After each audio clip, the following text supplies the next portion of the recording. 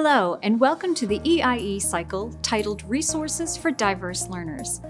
In this cycle, you will examine the materials available to support all your students as they explore computer science and develop habits of mind. Computer Science Essentials engages everyone in problem solving. Resources for Diverse Learners are designed for English language learners, students with disabilities, or any student who may need additional support.